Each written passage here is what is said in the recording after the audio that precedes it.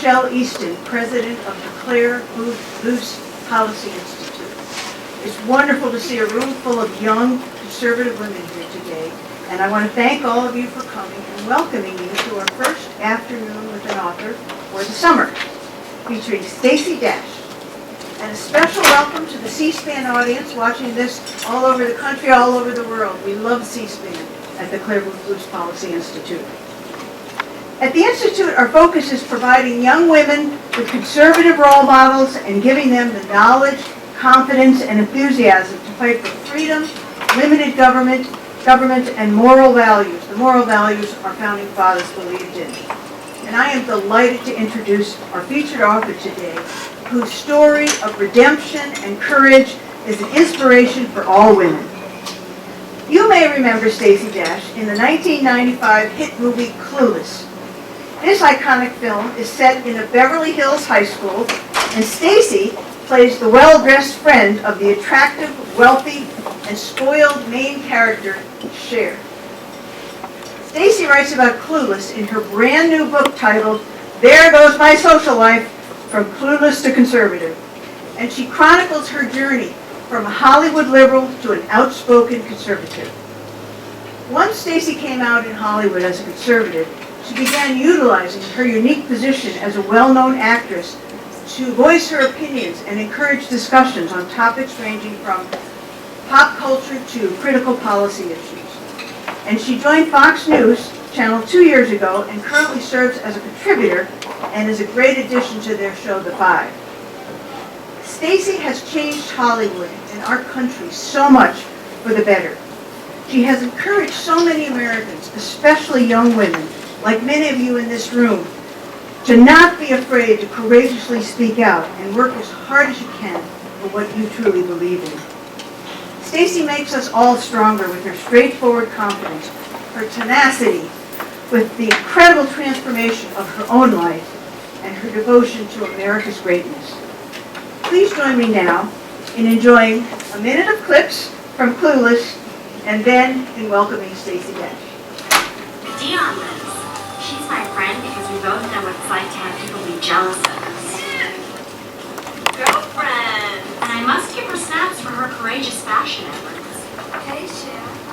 Dion and I were both named after great singers of the past who now do infomercials. Yeah, you're getting on the freeway! What? No, turn right! Get out of the lane! No! Don't get presented! Just get out the lane! It's wrong!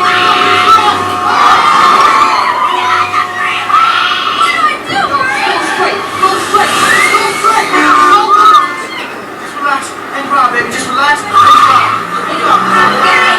be here with you.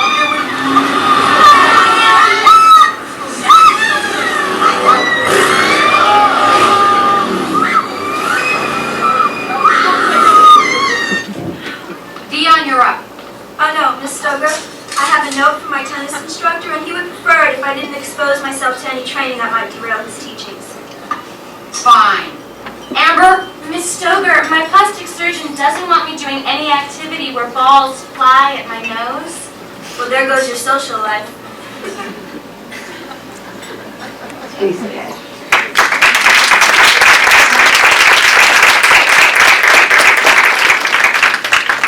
Oh, thank you.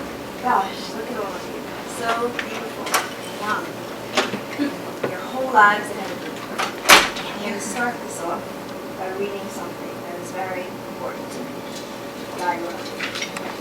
It's a poem by Don Clare called I Am. I am, and yet what I am, none cares or knows. My friends forsake me like a memory lost. I am the self-consumer of my woes.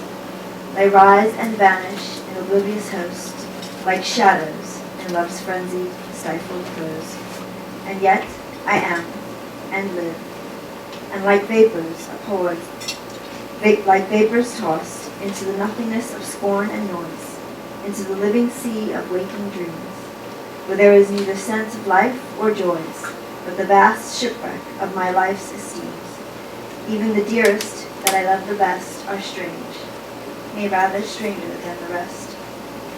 I long for scenes where man hath never trod, a place where woman never smiled or wept, there to abide with my Creator God, and sleep as I in childhood sweetly slept, untroubling and untroubled, where I lie, the grass below, above the vaulted sky.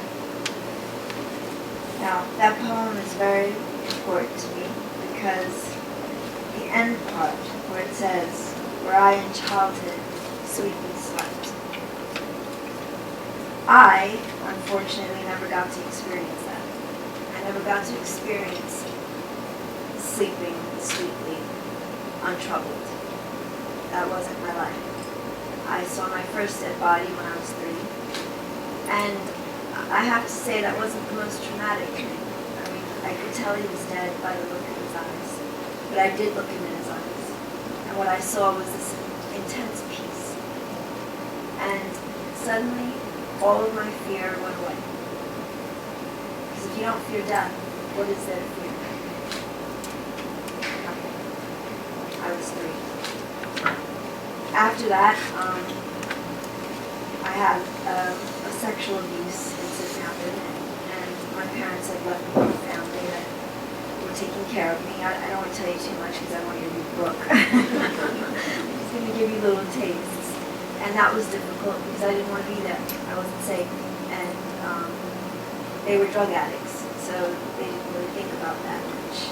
So I had to take care of myself.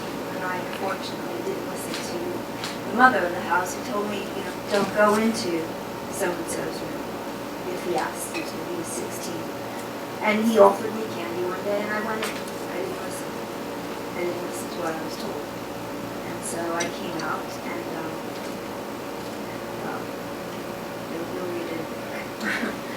it wasn't nice. Finally, my mother brings me home, and I have a little brother, which was my joy. He was my little baby. And but my parents were not well. They were worse than they've ever been. My mother tried to take her life. I saved her life because I found her. I was told to leave her alone, but I was a 5-year-old. I was stubborn, and I liked to do things my way. And so I went in and tried to wake her anyway. Couldn't. So I screamed for my cousins, and they came in, and next thing I knew, she was taken away in an ambulance. And then later realized that she had tried to commit suicide. I had an uncle, Uncle Ferdinand. He was a very powerful figure in my neighborhood. I grew up in the South Bronx, and it was great because the kids, the neighborhood, everyone was like family.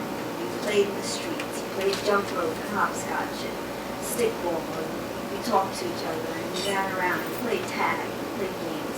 But there was also a dark element to the streets, I'm not going to lie. But I thankfully had an uncle who had a lot of prestige and power, and they knew I was his niece, so they knew, don't mess with Stacey. Bad things will happen to you. My Uncle Freddie always told me, you're special, Stacey. Something about you is special. You can do anything that you want to do in this life. Don't ever be anybody's trick. And when the Jesus train comes, make sure you're on it. Now, as a little girl, I got the Jesus part. The trick part, I was like, you must mean don't let people play tricks on me. It wasn't until I was 12 and found out that he was a pimp that I realized that he was talking about something else. But anyway, he was my favorite uncle because he showed me love. So much love. He took care of me and made me feel like I was special because my mother never did. My mother never told me I was pretty or beautiful or special or any of those things. And I feel like if your mother doesn't tell you, no matter who does in your life, it never sits. They can say it in magazines, they can say it on TV, a man can tell you every day.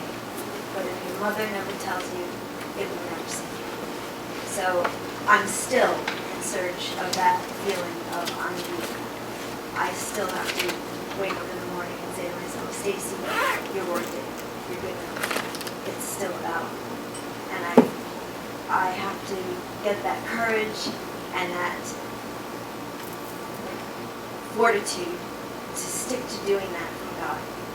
He's the only one that can make me feel better. I can do all these other things that you'll read about in the book, and I've made a lot of mistakes. I've been married 3 times, divorced 3 times, but I have 2 beautiful children.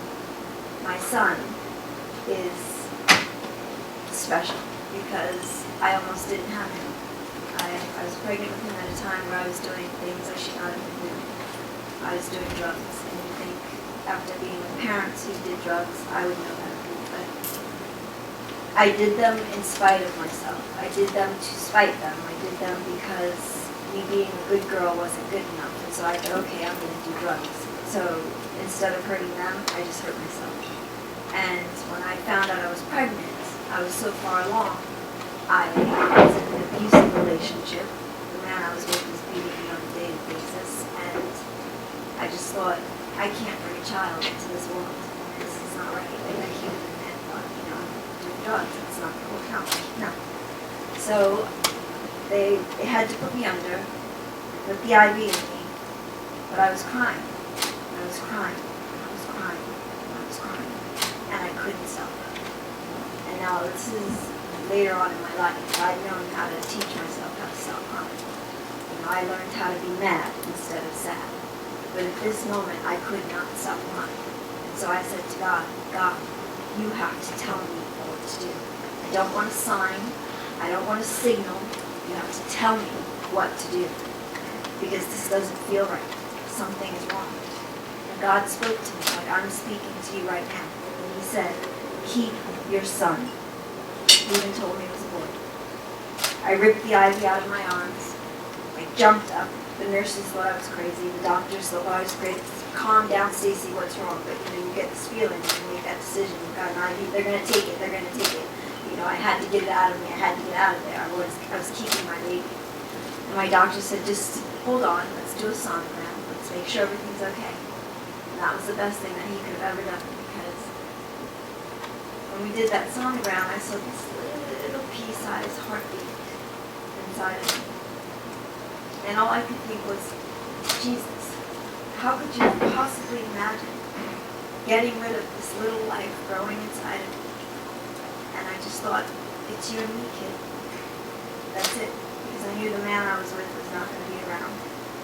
And I knew the other man that was stalking me was going to not stop stalking me. But I was going to fight for me and for my son. My son suddenly made my life important. I stopped doing all drugs. I stopped doing anything bad for my body. But I couldn't stop the outside things that were happening to me.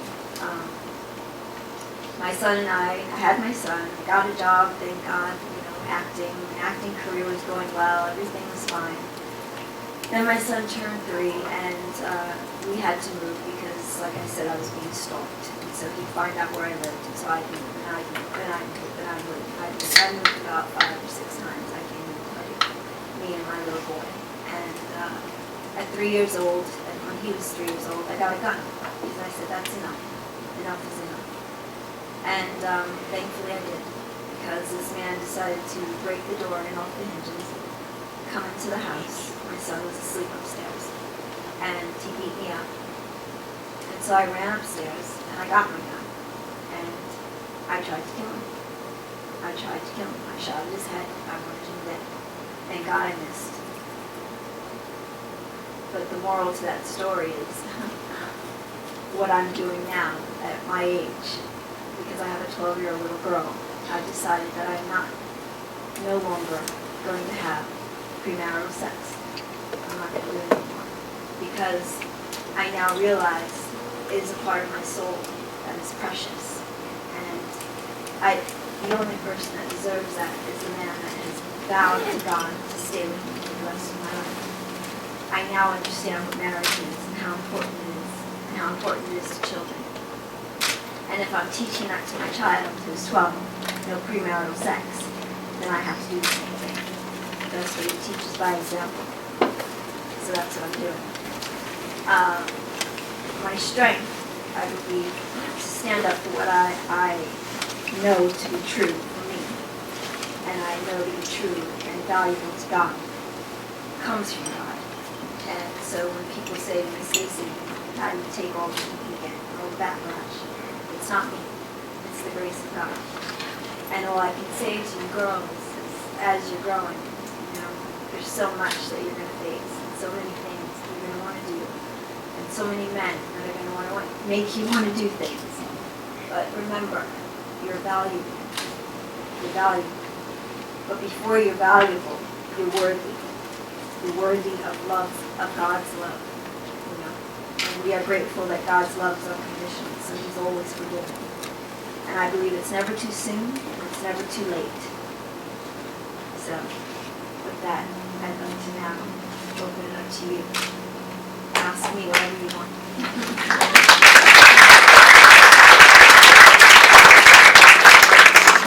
Very bravely. Thank you so much. Stories. Ladies, students, if you wouldn't mind, you line up to ask questions. You give your name and your college. Don't be shy, Please don't be shy. because, come on up, stand up and ask, if you don't mind.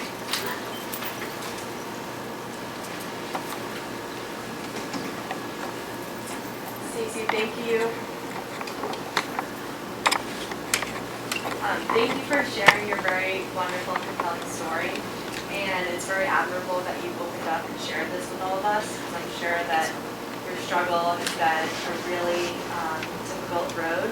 So I would say, what has been your biggest challenge with facing the world after you've had all these experiences? My biggest challenge is men. I want to be loved. I want to be married. And my biggest challenge is sticking to my vow to God.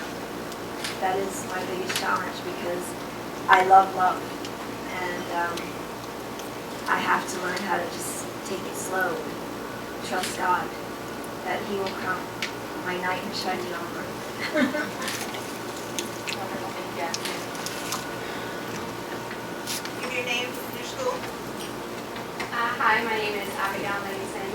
Call me Abby. I'm from the University of West Florida in Pensacola. My question is, you were a liberal at one time in Hollywood, like so many in Hollywood are. Where was that transition? Was there a moment where you decided you were going to be a conservative, or was it a slow process? Yeah, there was a moment. I was having a conversation with a man I was dating at the time, and he was a very wealthy man, and we were talking about social issues. And I said to him, that doesn't sound right. It sounds like socialism. And he said, Stacey, this is socialism. You're living in a socialist society. This was in about 2011. And I said, no, that can't be right. No, that can't be right. No, I don't like Obama, I don't like what he's doing, but it's not socialist. And then I started thinking about it, and I'm like, it is socialist. So I started paying more and more attention to politics and how they apply to life, and what should I do about it. And what I did is, I did what I did. Vote for Veronica. The only hope for your future. I got backlash because people thought because I'm black, I have to vote for the black man, which is absurd. You know, you should judge people by their character, not by the color of their skin. That's what I believe. I think that's what everyone should do. Absolutely, thank you. Thank you.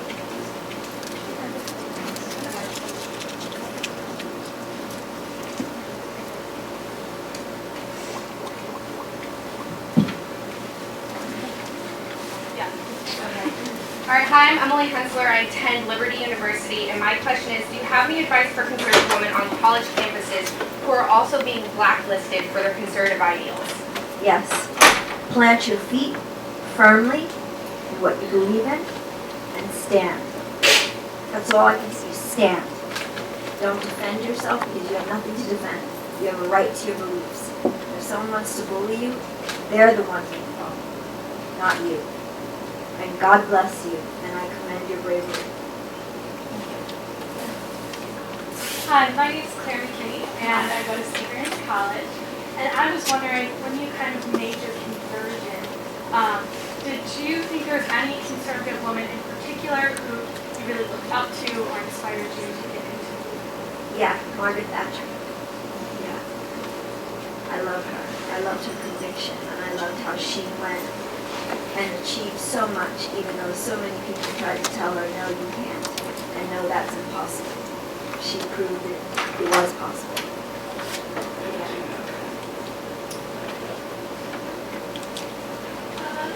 My name is Andrea, and I'm from Rutgers University. And I know you don't want to spoil your book, but I was wondering if you could elaborate on how your colleagues and colleagues to your conversion. Like, was there anything you supported? The people who are my true friends are supportive. A lot of my friends from Clueless are still supportive of me. But then there are a lot of people who know are no longer my friends. They just stopped talking to me. Family members as well. Yeah. But that's okay, because I believe if God wants you to do something, He opens up the doors, and all you have to do is walk through them. And that's what I'm doing. Thank you.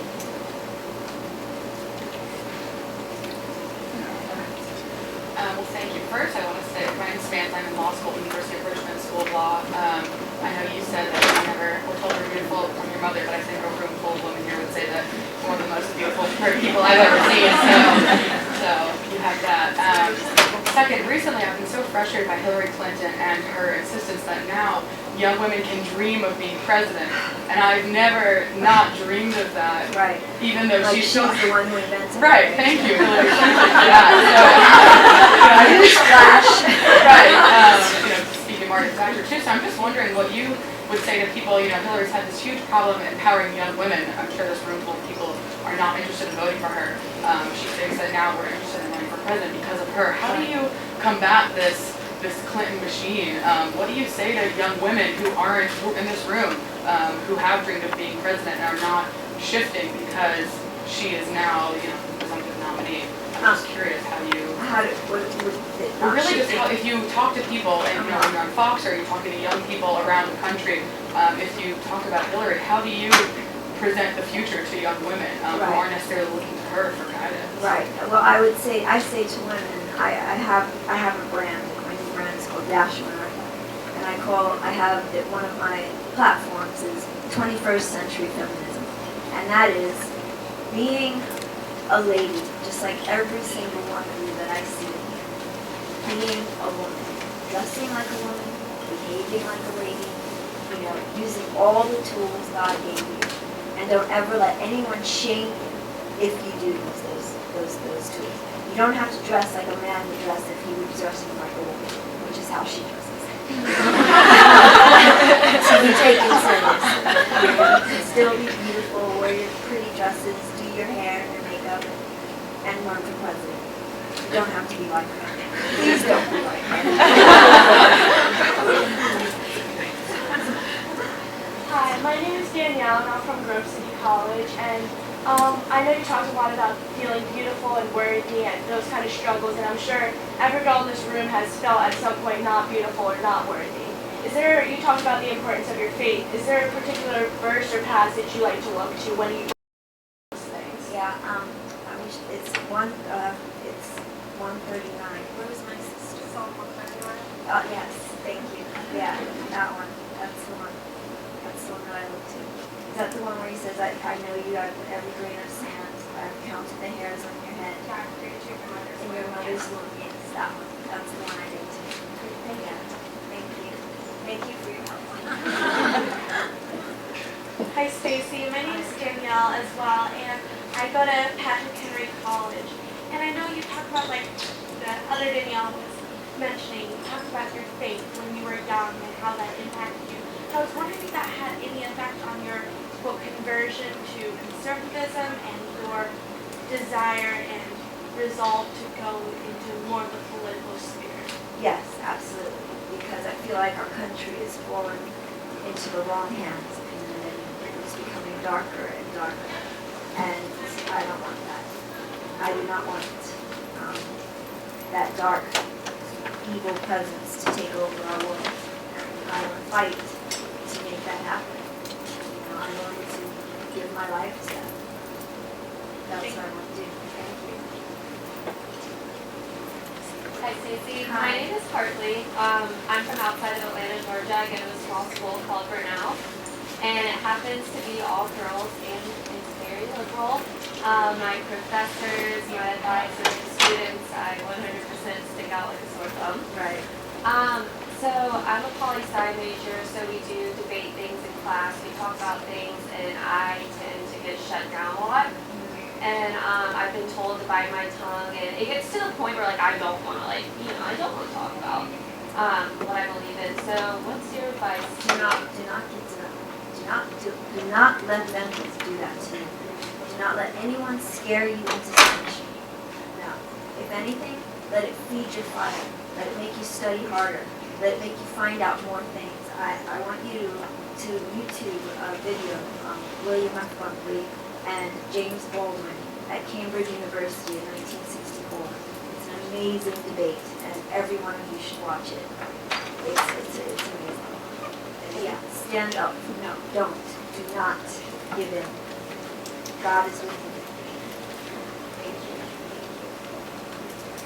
Hi, my name is Raina Glass. I go to Freeport University in Henderson, Tennessee.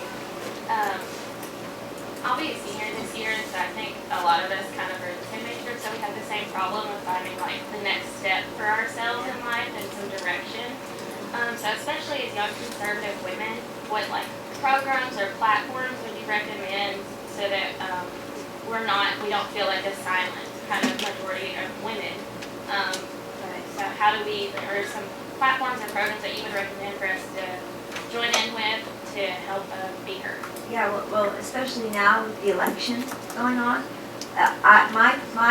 the thing I really want to do is try and educate people who are disenfranchised, don't get to have the education that we might get to have now or know to get to. I mean, go and talk to people in places you might not want to go and talk to people, and share what you know, what's good, and try and we've got to break that narrative that the Democrats have been feeding to the country, that plantation mentality they've been feeding to everyone. That this is as far as you get to go. You can't do everything. You can't achieve everything you want. There's not enough to go around. Because then you know what they're doing? They're putting a limit on our God. And does God have limits? No, he does not. So neither do you. Thank you.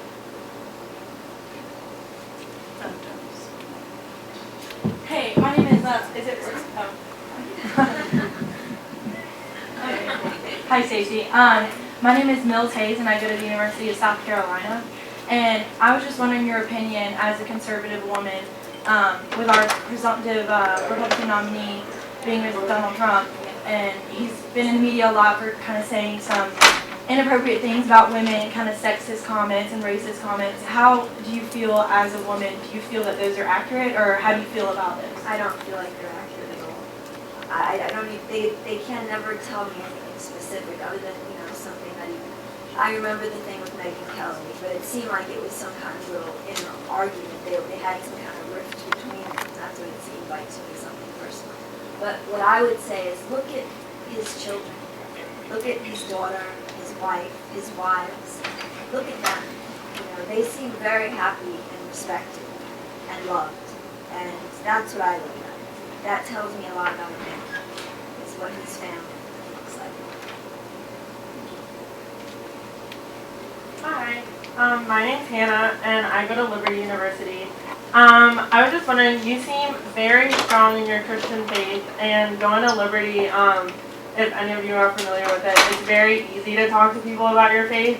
But I mean, coming into the political world, and just like coming out of Liberty and like coming into society, how do you like share your faith without making it seem like you're like stuffing it down people's throats? Like, well, I just give my own personal experience.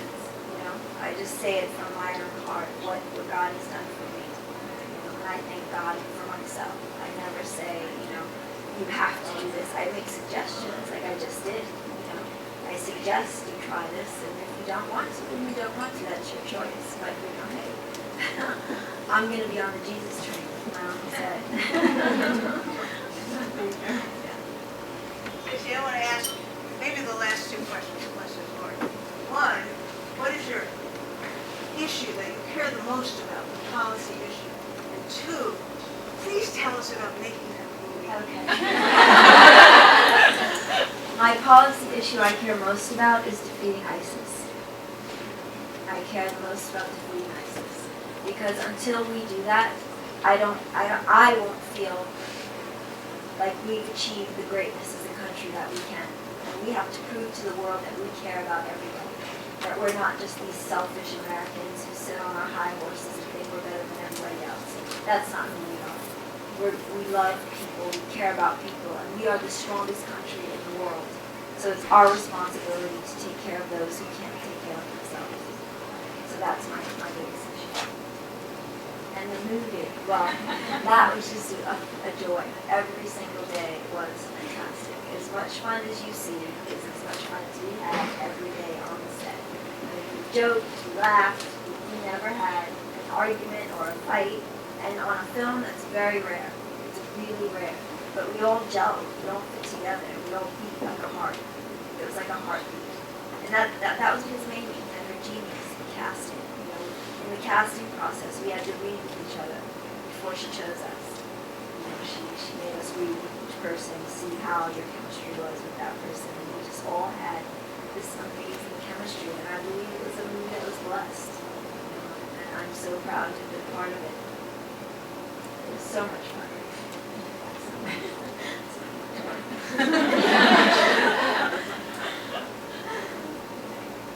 I miss Brittany, that was the sad thing. But that's the thing about Hollywood. If any of you want to be actresses, I don't know. How many of you want to be an actress?